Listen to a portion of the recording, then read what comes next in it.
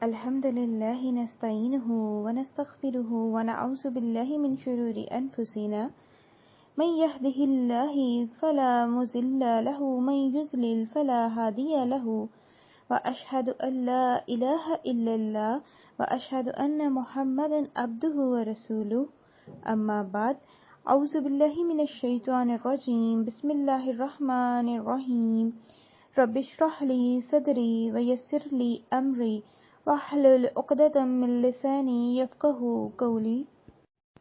السلام علیکم ورحمۃ اللہ وبرکاتہ۔ امید کرتی ہوں آپ سب ایمان اور صحت کے بہترین حالتوں میں ہوں گے۔ الحمدللہ اللہ سبحانہ تعالیٰ کے فضل عظیم اور توفیق کے ساتھ ہم اہم ترین کام کا آغاز کرنے جا رہے ہیں۔ اللہ سبحانہ تعالیٰ ہمیں دین حق کا صحیح فہم، صحیح تدبر عطا فرمائے۔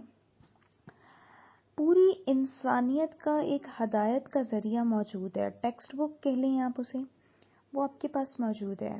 ڈیفینیٹلی وہ کیا ہے؟ قرآن۔ قرآن پوری انسانیت کا ہادی ہے، ہدایت کا ذریعہ ہے۔ پھر اس کے ساتھ ساتھ اگر ہم دیکھیں تو جو زندگی کا نور ہے، زندگی گزارنے کا جو ایک دستور ہے، اور زندگی گزارنے میں آپ کو ایک راہبر کی ضرورت ہوتی ہے، وہ ہمارے پاس قرآن کی فارم میں ہمارے پاس موجود ہے۔ اس میں ہماری تمام تر ضروریات کی تفصیل ہے، تمام تر ضروریات کی۔ کوئی ایسی ضرورت یا کوئی ایسی چیز نہیں ہے جس کا ذکر ہمیں قرآن کریم سے نہ ملے، الا یہ کہ ہم اس کو سمجھتے نہیں ہیں۔ پھر اس کے بعد دیکھیں تو اللہ سبحانہ تعالیٰ نے قرآن کے اندر وضاحت کے ساتھ یا پھر اشارے اور کنائے، مطلب نشانیاں ہیں نا عقل رکھنے والوں کے لیے، تو وہ جہاں عقل رکھنے والوں کے لیے نشانیاں ہیں وہاں پر اشارے اور کنائے کے ساتھ جو ہے پوری وضاحت کے ساتھ بات کو بیان کر دیا گیا ہے، خواہ کسی کو اس کا علم ہو یا نہ ہو۔ اگر ہم دیکھیں تو جو صحابہ کرام اور تابعین قرآن کو پڑھنے، یاد کرنے، اس کی آیات کو سمجھنے، غور و فکر کرنے، ان پر عمل کرنے کا کیا طریقہ کار اختیار کرتے تھے، ہمیں اس پر کبھی سوچنا تو چاہیے، ہماری ریسرچ اس پر ڈیفینیٹلی ہونی تو چاہیے۔ تو اب صحابہ اور تابعین کا کیا طریقہ کار تھا کہ وہ اس کا خاص اہتمام کرتے تھے، اور جو یہی حال ہے وہ تمام سلف و صالحین کا بھی ہے۔ پھر اس کے بعد کیا ہوا کہ ماڈرن ایجز، بعد کے زمانے آنا شروع ہوئے۔ جب بعد کے زمانے آئے تو اس میں تھوڑی سی کمزوری آنا شروع ہو گئی۔ قرآن کا جو علم ہے اس کے مندرجہ ذیل طریقے ہیں، مطلب تجوید، تلاوت، تفسیر، حفظ، تدبر، غور و فکر۔ اس کا ہر ذریعہ، علم کا اس کا ہر ذریعہ، یعنی تجوید سیکھنا، تلاوت سیکھنا، تفسیر، کیونکہ بہترین حدیث کا مفہوم یہی ہے نا، تم میں سے بہترین وہ ہے جو قرآن سیکھے اور قرآن سکھائے۔ تو ہر طریقہ اپنی جگہ بہترین اہمیت کا حامل ہے، ہمارے لیے بہت ضروری ہے، اس کا اجر و ثواب ڈیفینیٹلی ہے، اس میں کوئی کسی طرح کا شک و شبہ نہیں ہے۔ اس کے ساتھ یہ نہیں ہونا چاہیے کہ ہم کسی ایک چیز پر رک جائیں اور ہم دوسری چیز کو نیگلیکٹ کریں، نو۔ آپ دیکھیں کہ ہمیں قرآن کریم میں یہ بتا دیا گیا ہے کہ اللہ سبحانہ تعالیٰ نے زندگی اور موت ہماری آزمائش کے لیے بنائی ہے۔ تو جب ہمیں اس بات کا پتہ ہے کہ ہماری جو زندگی ہے وہ ہماری آزمائش ہے، آزمائش کا مطلب امتحان، ہمارا یہ ٹیسٹ ہے، تو ہم اس امتحان میں اس وقت تک پاس نہیں ہو سکتے جب تک ہم اس کے سلیبس کو اچھی طرح سے انڈرسٹینڈ نہ کر لیں، ہم اس کے سلیبس پہ مکمل طور پر سمجھنے کے ساتھ ساتھ عمل پیرا نہ ہو جائیں۔ اس پہ آپ کی گرپ سٹرونگ ہونی چاہیے۔ آپ کی اس پر جو گرپ ہے وہ اس کو سمجھے بغیر تو نہیں آ سکتی نا، تو پھر اس کو سمجھنے کے لیے، اس کے فہم کو حاصل کرنے کے لیے اس پر غور و فکر کی بہت زیادہ ضرورت ہے۔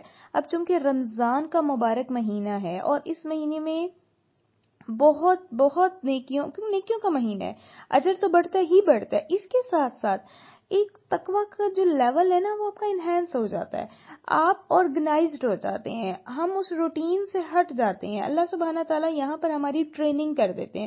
بیسیکلی یہ جو 30 ڈیز ہیں یہ ہماری ٹریننگ سیشن ہے، تو اس ٹریننگ سیشن میں ہم زیادہ سے زیادہ فائدہ اٹھا سکتے ہیں اور ہمیں اٹھانا چاہیے۔ ایک بات یہ یاد رکھیے گا کہ اللہ سبحانہ تعالیٰ کو کوالٹی، دیکھیں کوانٹٹی اور کوالٹی، اس چیز کو سمجھ لیں۔ آپ دیکھیں کہ اللہ کے ہاں جب اعمال ہیں، جو حساب ہے، ان کو گنا نہیں جائے گا، ان کا وزن ہوگا۔ آپ اگر بازار سے ایپل لیتے ہیں تو پاسبل ہے کہ 1 کلو گرام میں جتنے نمبر آف ایپلز آئے ہیں اتنے جب آپ دوسری بار 1 کلو گرام لینے جائیں تو اس میں نہ ہو. ٹو سپوز اس میں 3 بھی آ سکتے ہیں، اس میں 4 بھی آ سکتے ہیں. تو یہ الگ الگ چیز ہے نا. وزن تو 1 کلو ہی ہے. 1 کلو میں کبھی 3 آ رہے ہیں، کبھی 1 کلو میں 4 آ رہے ہیں. تو کوانٹٹی یہاں پہ ڈفر کر رہی ہے نا، تو آپ کی ورتھ ہونی چاہیے. اس لیے اب یہ طریقہ کار آپ نے نہیں اختیار کرنا کہ ہم ٹھیک ہے ہر ہر لفظ پر اجر ہے. ڈیفینیٹلی ہر لفظ پر اجر ہے. قرآن کریم کی آپ کو ہر لفظ پر اجر ملے گا. لیکن اگر آپ اس کی ایک آیت کے ذریعے سے ہی اللہ کی پہچان کر لیں، آپ اس کی ایک آیت کے ذریعے سے ہی مکمل طور پر رہنمائی حاصل کر لیں اور وہ رہنمائی آپ کی زندگی میں شامل حال ہو جائے، تو اس کی جو ورتھ ہے، جو آپ کا وہ کوالٹی ریٹ ہے، وہ آپ کا بڑھ جائے گا. آپ قرآن کریم کو سمجھیں، آپ قرآن کریم کو ترجمے سے، تفسیر سے اچھے طریقے سے انڈرسٹینڈ کریں، اس پر غور و فکر کریں. اور یہی طریقہ کار صحابہ کرام اور تابعین کا ہے. ہمیں اگر ہم دیکھیں تو ہمیں کیا پتا چلتا ہے کہ صحابہ اور تابعین قرآن کو پڑھنے، یاد کرنے، اس آیات کو سمجھنے، غور و فکر کرنے اور ان پر عمل کرنے کا خاص اہتمام کرتے تھے. یہی حال سلف و صالحین کا بھی تھا. پھر اس کے بعد اگر ہم ان چیزوں کو دیکھیں تو ہمیں قرآن سے بھی ان کے حوالے ملتے ہیں. اب ہم پہلے قرآن سے دیکھتے ہیں. قرآن کریم میں ہمیں سورہ صاد کی آیت نمبر 29 میں یہ بات پتہ چلتی ہے کہ یہ بابرکت کتاب ہے جسے ہم نے آپ کی طرف اس لیے نازل فرمایا ہے کہ یہ لوگ اس کی آیتوں پر غور و فکر کریں اور عقل مند اس سے نصیحت حاصل کریں. اگر ہم اس کے عربک ٹیکسٹ کو دیکھیں تو کتاب انزلناہ الیک مبارک لیدبروا. اب دیکھیں یہاں پر تدبر سے یہ ورڈ نکلا ہے، لیدبروا، تدبر کرنا، آیاتی ہی آیات پر. پھر اس کے بعد آگے آپ دیکھ لیں ولیتذکر، یعنی ان آیات پر غور و فکر کرنا. اور یہ عقل والوں کے لیے بہترین نشانیوں میں سے ایک نشانی سمجھی جاتی ہے، جو ان پر غور و فکر کرتے ہیں، ان کو انڈرسٹینڈ کرنے کے لیے کرتے ہیں. اس کے بارے میں حسن بصری رحم اللہ فرماتے ہیں کہ اللہ کی قسم قرآن میں غور و فکر اسے نہیں کہتے کہ اس کے حروف کو تو یاد کیا جائے مگر اس کی حدود کو پامال کیا جائے. یہاں تک کہ بعض لوگ بڑے فخر سے کہتے ہیں کہ میں نے پورا قرآن ختم کر لیا، جبکہ ان کے اخلاق اور کردار میں قرآن کا کوئی اثر دکھائی نہیں دیتا. تفسیر ابن کثیر کی روایت ہے یہ. پھر اسی طرح اگر ہم آگے دیکھیں تو سورہ النساء میں بھی ہے افلا یتدبرون القرآن، کیا یہ لوگ قرآن میں غور نہیں کرتے؟ ابن کثیر رحم اللہ فرماتے ہیں اس آیت میں اللہ نے اپنے بندوں کو قرآن میں غور و فکر کرنے اور اسے سمجھنے کا حکم دیا ہے، اور اس کے الفاظ و معانی کو نہ سمجھنے اور اس سے اعراض کرنے سے منع فرمایا ہے. آیت کریمہ کے اس حکم سے صاف واضح ہے کہ قرآن میں غور و فکر، تدبر واجب ہے. تفسیر ابن کثیر کی روایت ہے 364 پیج نمبر پر. پھر اس کے بعد اگر ہم آگے دیکھیں تو سورہ البقرہ میں بھی اللہ سبحانہ تعالیٰ فرما رہے ہیں کہ جن لوگوں کو ہم نے کتاب دی ہے وہ اسے اس طرح پڑھتے ہیں جیسا کہ پڑھنے کا حق ہے، وہ اس پر سچے دل سے ایمان لاتے ہیں، اور جو اس کے ساتھ کفر کا رویہ اختیار کریں وہی اصل میں نقصان اٹھانے والے ہیں. اب ابن کثیر اس کے بارے میں کیا کہتے ہیں کہ ابن کثیر نے ابن مسعود رضی اللہ تعالیٰ عنہ سے روایت نقل کی ہے کہ وہ فرماتے ہیں قسم اس ذات کی جس کے ہاتھ میں میری جان ہے، قرآن کی کما حقہ تلاوت یہ ہے کہ بندہ قرآن کی حلال کردہ چیزوں کو حلال اور حرام کردہ چیزوں کو حرام سمجھے اور اس کو ویسے ہی پڑھے جیسے اللہ نے اتارا ہے. امام شوکانی رحم اللہ فرماتے ہیں یہاں تلاوت کرنے کا مطلب اس پر عمل کرنا ہے. فتح القدیر کی روایت ہے. اور پھر اس کے بعد ایک چیز سمجھیں کہ کبھی بھی قرآن کو سمجھے بغیر آپ اس پر عمل نہیں کر سکتے. آپ کا جب کنسیپٹ ہی نہیں کلیئر ہوگا تو آپ اس پر کیسے عمل کریں گے؟ امپاسبل بات ہے. تو اس کو سمجھنے کی جستجو کریں. ان میں سے بعض ان پڑھ ایسے بھی ہیں جو کتاب کے صرف ظاہری الفاظ کو ہی جانتے ہیں، صرف گمان اور اٹکل ہی پر ہیں. امام شوکانی رحم اللہ فرماتے ہیں ایک قول کے مطابق یہاں امانی کا مطلب تلاوت ہے، یعنی انہیں کتاب کی صرف زبانی تلاوت معلوم ہے، وہ کتاب کو سمجھنا اور اس میں غور و فکر کر کے پڑھنا نہیں جانتے. یہ بھی فتح القدیر کی روایت ہے.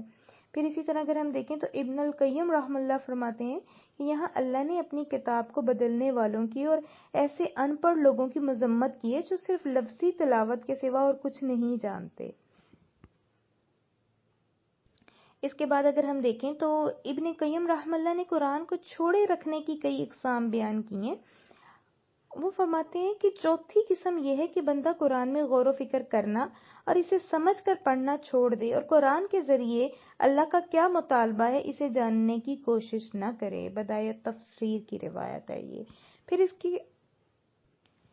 اس کے بعد اگر ہم احادیث سے دیکھتے ہیں تو ہمیں ابو ہریرہ رضی اللہ تعالیٰ عنہ سے روایت ملتی ہے. صحیح مسلم کی حدیث نمبر 2699 نمبر پر موجود ہے. جو لوگ اللہ کے گھر میں بیٹھ کر قرآن کی تلاوت کرتے ہیں اور اسے سمجھ کر پڑھنے پڑھانے اور مذاکرہ کرنے کا اہتمام کرتے ہیں تو ایسے لوگوں پر اللہ کی طرف سے سکون اور اطمینان کا نزول ہوتا ہے. رحمت الہی انہیں ڈھانپ لیتی ہے، فرشتے انہیں اپنے گھیرے میں لے لیتے ہیں اور اللہ اپنے پاس موجود فرشتوں کے درمیان ان کا ذکر خیر فرماتے ہیں. اب دیکھیں کتنی پیاری حدیث ہے یہ.